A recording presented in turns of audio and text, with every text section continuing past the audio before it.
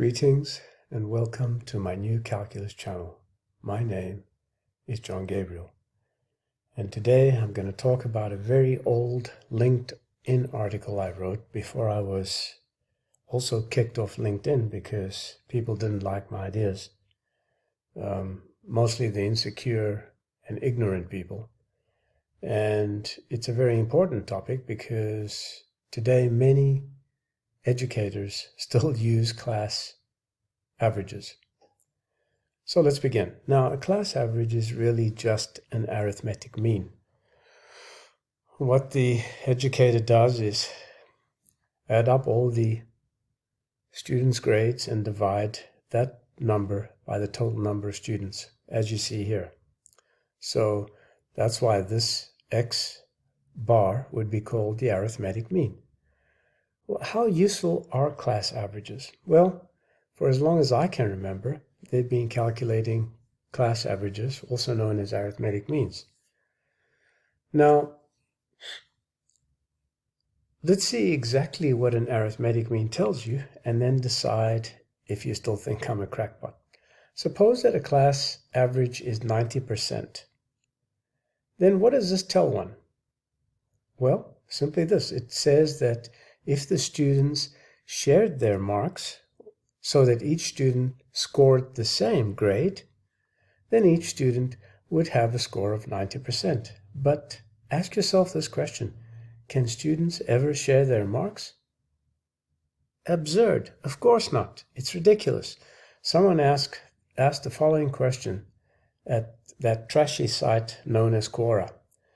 If my class average in biology is 90 and if I get 85, does that mean I am below average in biology?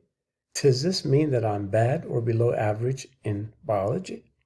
Well, in fact, a class average tells one nothing about the student's abilities or how well they performed.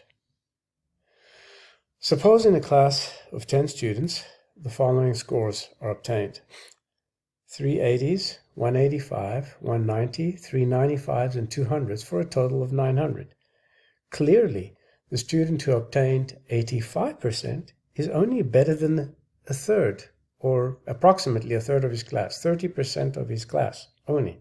He's only better than 30% of his class. Does that mean that student is bad? I don't think so. So no educator I have ever met even understood that an arithmetic mean makes sense if and only if redistribution makes sense. Okay, so if you're considering the arithmetic mean of things where redistribution doesn't make sense, you're wasting your time. Okay, because in such cases there will always be a need to check for data outliers or anomalies. Okay, because such inference will be incorrect and the opposite of clear. I'll give you a link to this article too that I wrote, so you can download it and read it. For example, it's silly to calculate the arithmetic mean of the heights of a group of people, isn't it? What does this mean? Can you chop off parts of each individual and redistribute them so that all in the group are of the same height? Preposterous, isn't it? Think about that. That's what you would be doing if you took an arithmetic mean of the heights of a group of people. It's all it means. It means that if they were all the same height, which is impossible, then they would be equal, and so you'd have an arithmetic mean. But it doesn't make any sense because they can't all be equal. You can't chop bits and parts of each student and just make them all equal. So consider the following scores in a class of 10 students. So you have 7 scores of 30 out of 100, 1 score of 90, and 2 scores of 100 for a total of 500. An incorrect or an ignorant inference is that students are all performing at the average mark. Yes, because the class average is 50. But get this, 70% of the students scored below average. Because what did you do? That's right, moron. What you did is you shared these marks. amongst all the students. You shared these. You redistributed the hundreds and the 90, so they all had 50.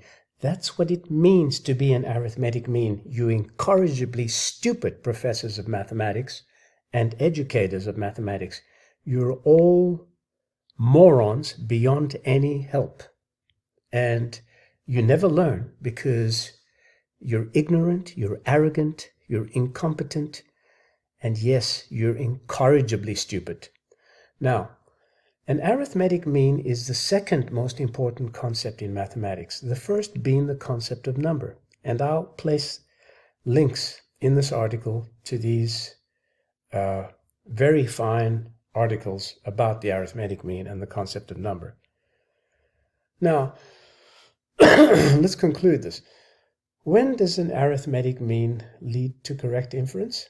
Well, only in one case, if and only if redistribution makes sense. Okay, so you'll see one of the cranks called Dennis Muller in his site dedicated to me doesn't understand an arithmetic mean, and he goes on and on and on about all this BS. So please, educators and professors, if you have even a modicum of intelligence, stop calculating class averages. Tell your administrators to go and basically hop it, because class averages don't tell you anything. They're useless from whichever perspective you choose to look at it. And you cannot measure a student's progress against other students or against a collective. Well, this is the New Calculus channel. I'm John Gabriel. Till next time, goodbye.